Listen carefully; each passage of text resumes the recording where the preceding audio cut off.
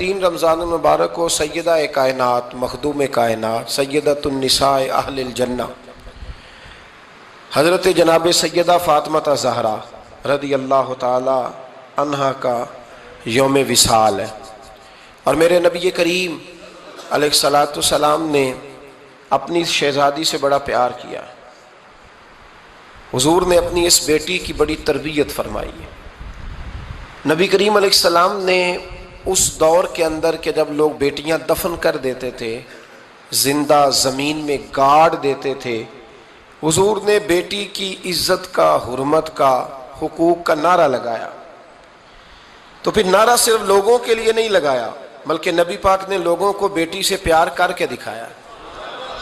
حضور نے کر کے دکھایا ہے کہ بیٹی سے پیار اس طرح ہوتا ہے۔ جس گھر کے اندر عورت تربیت یافتہ ہوتی ہے نا، وہ گھر جنت نظیر بن جاتا ہے۔ بس یہ شاید حرف آخر ہے، شروع میں بھی اور آخر میں بھی۔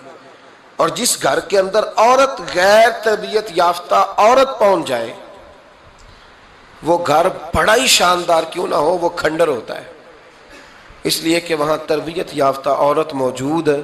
بس یہ سمجھ لو۔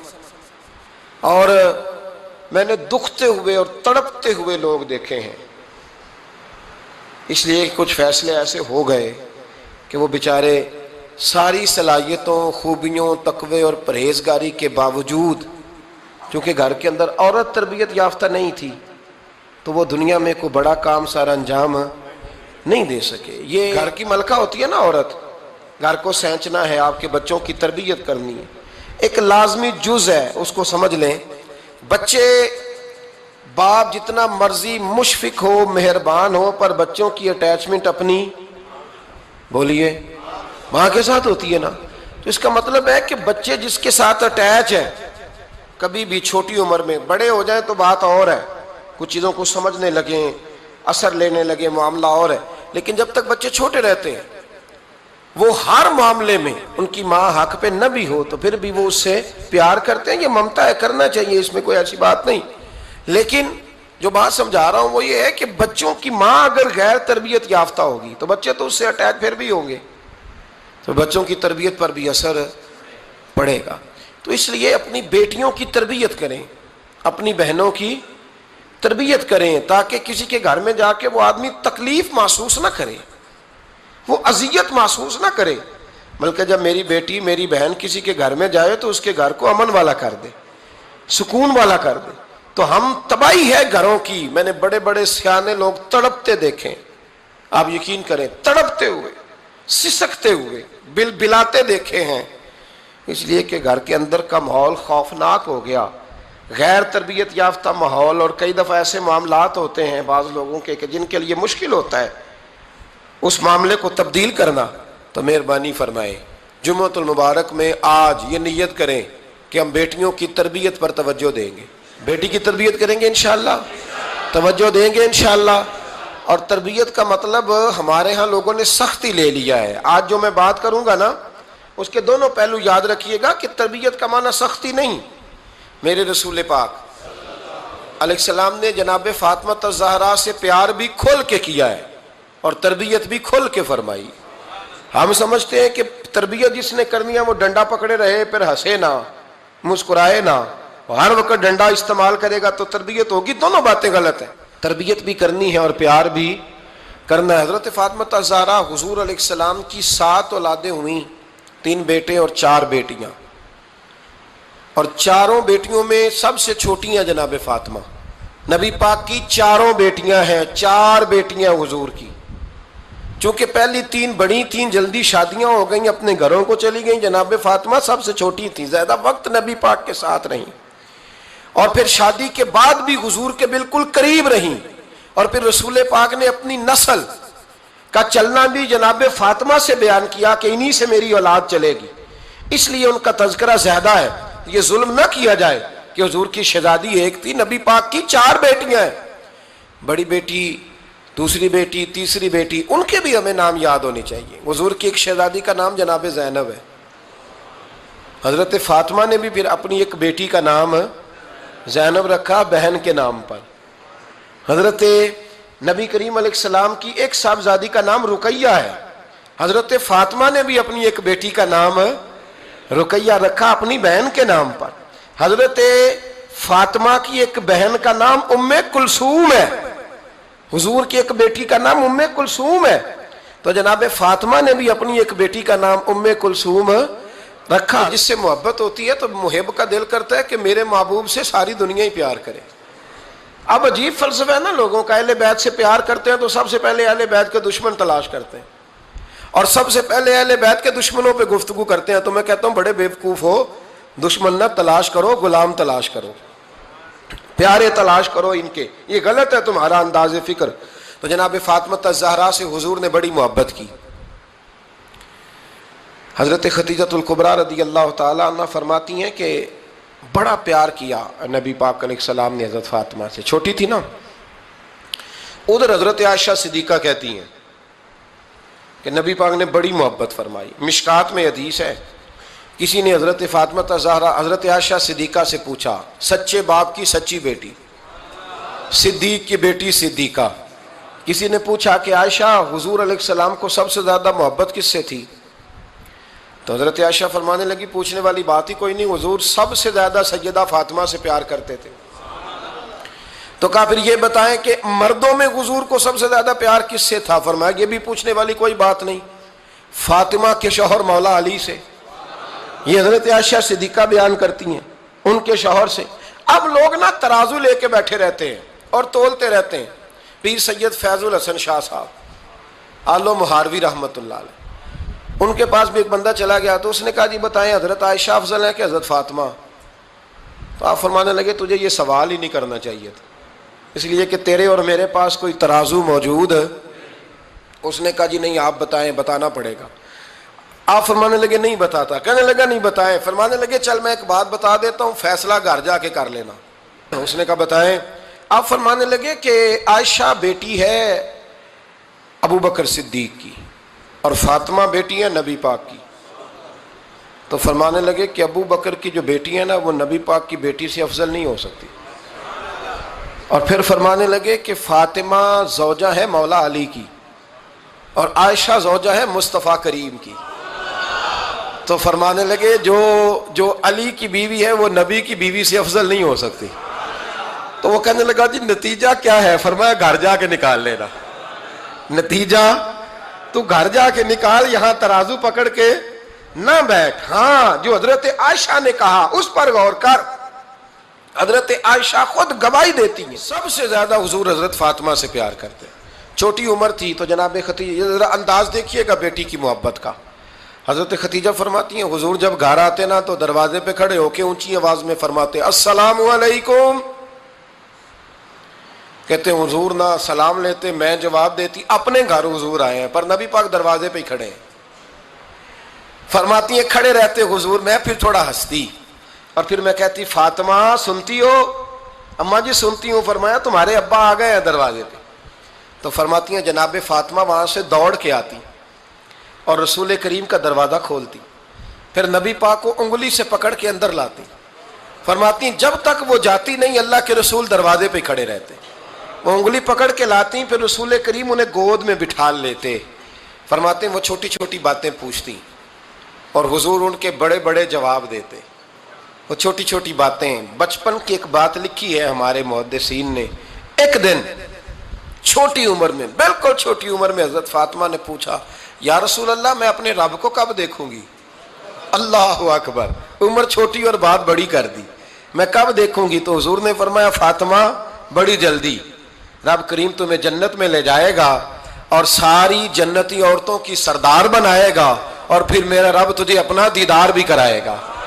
تو جناب فاطمہ الزہرا رضی اللہ تعالیٰ عنہا چھوٹی چھوٹی باتیں کرتی. حضرت خدیجہ کہتی ہیں جب چلی جاتے نا حضور تو میں پھر بلاتی, میں کہتی ادھر آنا فاطمہ, کیا باتیں کر رہی تھی اپنے ابا سے؟ تو کہتی پھر وہ مجھے بتاتی بھی اور راضی بھی ہوتی. یہ سلسلہ آخر تک چلا. یہ حضرت فاطمہ سے راز کی باتیں کرنا حضور کا آخر تک چلا. بخاری مسلم میں حدیث, وہاں راوی حضرت خدیجہ ہے, یہاں راوی حضرت عائشہ صدیقہ ہے. جناب عائشہ صدیقہ کہتی ہیں حضور کے وصال ظاہری سے کچھ دن پہلے خود نبی کریم علیہ السلام نے حضرت فاطمہ الزہرا کو بلایا, اور جب وہ آئیں تو کہتی ہیں ان کو میں نے آتے دیکھا تو میں نے پھر حضور کو ان کے استقبال کے لیے کھڑے ہوتے بھی دیکھا، پھر حضور نے ان کا ماتھا چوما، جہاں بیٹھے تھے وہاں بٹھایا، پہلو میں بیٹھ گئے، اور فرماتے ہیں پھر باپ بیٹی باتیں کرنے لگے۔ میں کوئی چیز بنا رہی تھی تو جناب عائشہ کہتی ہے میں نے دیکھا کہ حضور نے ان کے کان میں کوئی بات کہی تو جناب فاطمہ رونے لگ گئی، پھر حضور نے کان میں کچھ کہا تو وہ مسکرانے لگی۔ کہتی ہیں حضور وہ بات کر کے تشریف لے گئے، فاطمہ ابھی بیٹھی تھی، میں آئی، میں نے آ کے کہا کہ فاطمہ بتاؤ نبی کریم علیہ الصلوۃ والسلام نے آپ سے کیا کہا؟ کبھی ہنستی تھی کبھی روتی تھی، تو فرمایا حضور نے منع کیا ہے، یہ میرا اور میرے نبی کا راز ہے، میں حضور کی حیات ظاہرہ میں یہ بات کسی کو بتا نہیں سکتی۔ فرماتی ہیں کہ فاطمہ سے تو میں نے پوچھ لیا، پر حضور سے پوچھنے کی تو ضرورت ہی نہیں تھی نا، لیکن وہ راز کی بات تھی۔ کچھ دن گزرے تو حضور بیمار ہو گئے، پھر کچھ دن گزرے تو حضور کا وصال ہو گیا۔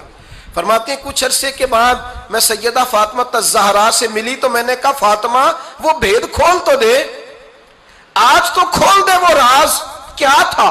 آپ کو بلایا گیا، پھر آپ آئیں، پھر حضور نے بات کی، پھر نبی کریم علیہ السلام کے بات کرنے پر کبھی آپ روئیں کبھی آپ ہنسی، تو یہ کیا تھا؟ تو کہتی ہیں جناب فاطمہ پھر رونے لگی، کہنے لگی ہاں اماں جی اب میں پردہ کھول دیتی ہوں، اب میں راز بتا دیتی ہوں۔ حضور کا وصال ظاہری ہو گیا۔ فرمانے لگی مجھے حضور نے بلایا اور میرے کان میں فرمانے لگے فاطمہ وقت تھوڑا رہ گیا ہے، اب تیرے والد نے جانے کا پروگرام بنا لیا ہے، اب نہ ٹائم آ گیا ہے بچھڑنے کا۔ فرماتی ہیں جب میں نے یہ بات سنی تو میں رو پڑی، حضور آپ بچھڑ جائیں گے؟ کہتی ہے میں روئی۔ ذرا حدیث کے جملوں پہ غور کرنا، ماتی تھوڑی دیر گزری تو حضور نے میرے کان میں کہا فاطمہ پتر رو نہ، بیٹے رو نہ، میرے جانے کے بعد جو سب سے پہلے میرے پیچھے آ کے مجھے ملے گی نا بیٹی وہ تو ہی ہوگی۔ اللہ کرے میں سمجھا سکوں آپ کو بات، جب کہا نا کہ میں وصال کروں گا تو رو پڑی، اور جب کہا نا میرے بعد تیرا بھی جلدی وصال ہو جائے گا تو حضرت فاطمہ نے ہنسنا شروع کر دیا۔ کیا پیار ہے میرے محبوب علیہ الصلوۃ والسلام کے ساتھ جناب فاطمہ کا۔ ان کے وصال کی خبر سنی تو رو پڑی، اور اپنے کی سنی تو ہنس پڑی۔ اور پھر حضور نے کہا فاطمہ تجھے یہ بھی پتہ ہے نا کہ اللہ تجھے جنتی عورتوں کا سردار بنائے گا، یہ بھی تجھے پتہ ہے۔ تو جناب فاطمہ الزہرا کے ساتھ شروع سے لے کر آخر تک میرے رسول کریم علیہ السلام کی محبت رہی، پیار رہا۔ اور جناب فاطمہ کا جو حضور سے پیار تھا، ایک ہے باپ کا شفقت کرنا اور ایک ہے بیٹی کا پھر اپنے باپ سے، بولیے، یہ بیٹیاں جو ہوتی ہیں نا ان کا بھی رویہ کو انوکھا ہوتا ہے ساری دنیا سے، انوکھا۔ میں کبھی کبھی کچھ ایسی باتیں کرنے کو دل کر جاتا ہے کہ جو کر گزرتے ہیں۔ ایک صاحب مجھ سے ایک دن کہنے لگا حضرت صاحب بڑی مشکل میں ہوں اور اتنا کٹھن وقت آ گیا کہ کوئی حال ہی نہیں۔ میں نے ان سے کہا کہ اپنی اماں سے دعا کراؤ، مسئلہ ٹھیک ہو جائے گا۔